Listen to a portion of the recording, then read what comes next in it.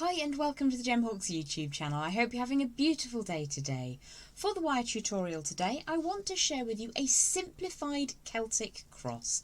Now this is truly an achievable project for anyone, made so much easier with your 6-step bail making pliers. Let's have a look on the board and see how we're going to create this together. So here's the simplified Celtic cross. Really easy and achievable. We're going to use a single section of wire. So I have around about 15 inches here of 1.25mm, which is approximately equivalent to 16 gauge wire.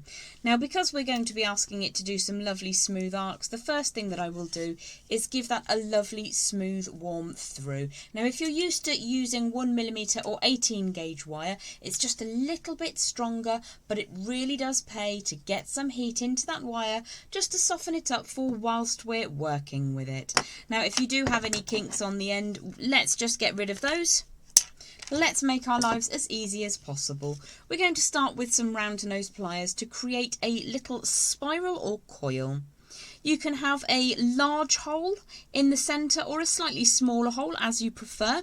All you need to be aware of is that you may want to pass a large jump ring through there, so don't make it completely closed up in the centre. So I've started with a round form and I'm now going to chase all the way around the outside until I've completed at least 2 turns from the start point.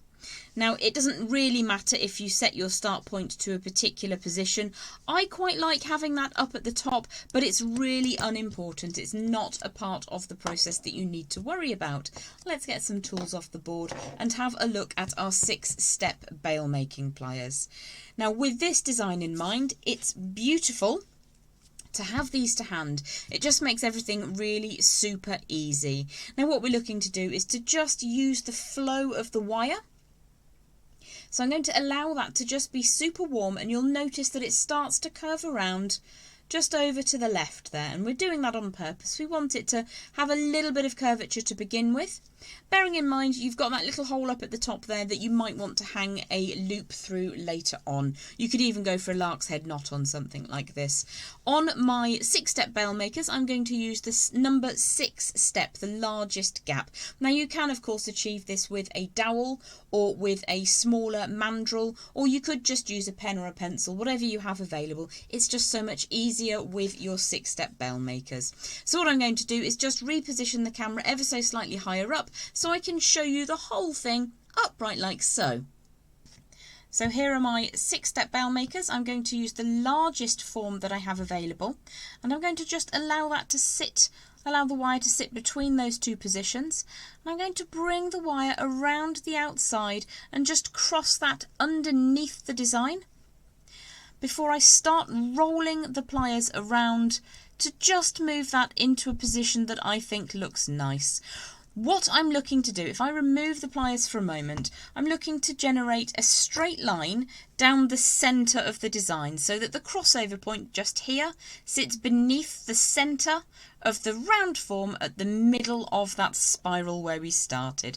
So again, I'm going to apply a little bit of warmth to that wire, making sure that I have the relevant size of my bail makers at hand, and I'm just going to rotate the pliers around until I get those 2 round forms sitting opposite one another.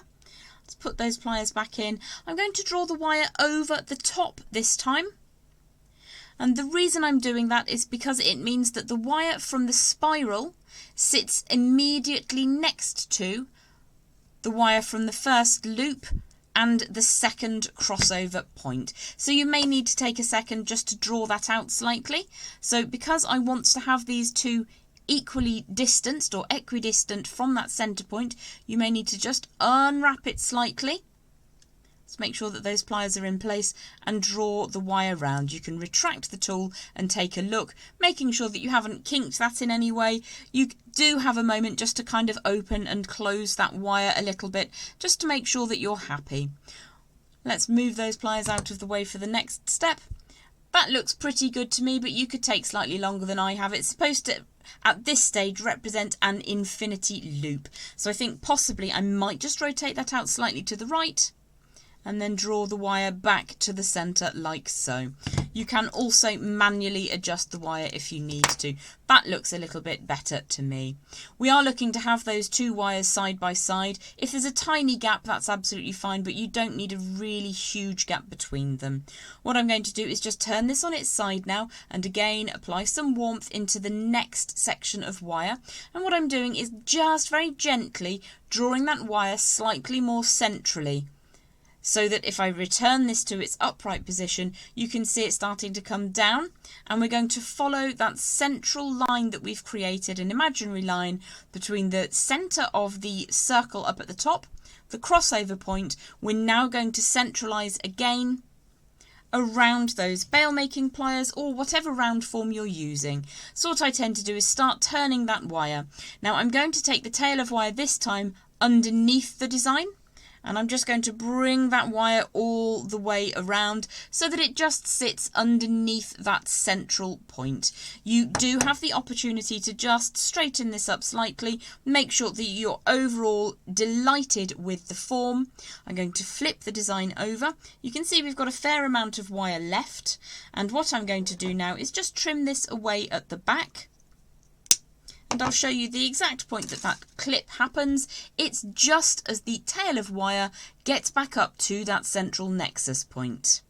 What we're going to do is strengthen this wire at the next step so that you don't need to worry about this extra little end of wire here. However, if that does concern you, you can trim it just about ½ an inch further along and add a little retaining loop around this section. I prefer the clean lines of not having that. What I'm going to do now is take a second with my bent chain nose pliers just to make sure that I'm happy with the overall shape and form that I've created. And you can see that I'm doing some manual adjustments just to get that to sit right. Once you've taken a few minutes just to refine any curves, make sure everything's centralised, make sure everything looks symmetrical, I'm going to show you now how you can put some strength into this design.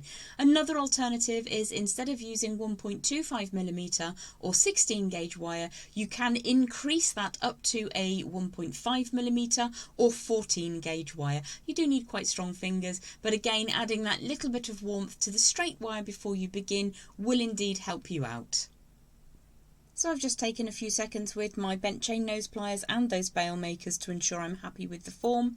Now I'm going to apply a little bit of work hardening to the design with some caveats for how you can achieve this. So I've got a little mini block in here, and I've got my chasing hammer as well.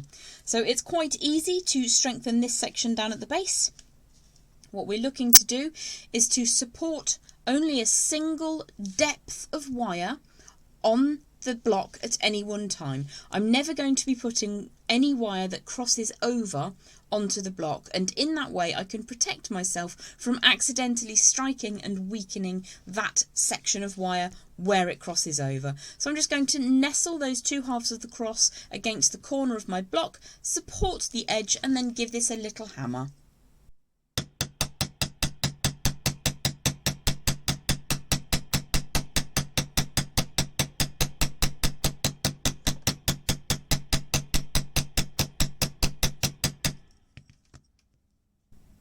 I'm going to move the design around so that I'm only having one single layer of wire on the block at any one time. So you can just pop that in the corner like so to protect the design from accidental strikes.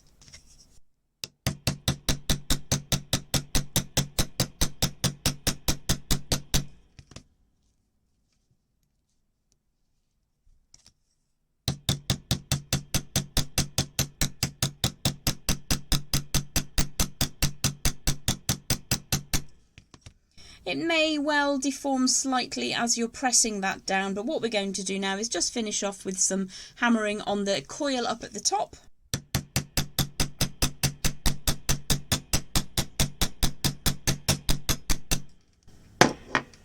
Once you've finished adding a little bit of strength to the design, you can make any final refinements. You can, as I did with my original Infinity Cross, add beads to this area if you wish to, or you can turn this into a little angel. You can have slightly more angular protrusions on either side. It's a lovely, simple design that has been known in my country for many thousands of years.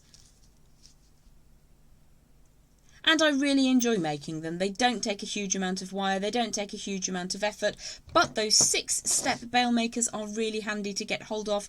If you want to grab some, just do a quick internet search. So there you have our simplified Celtic Cross. I think we ended up using around about 12 inches of wire in the end. It wasn't a vast amount, and I've just popped that onto some light coloured cord with a lark's head knot. A really simple but effective shape to work with. Have a beautiful day, and I look forward to seeing you again soon. Bye for now.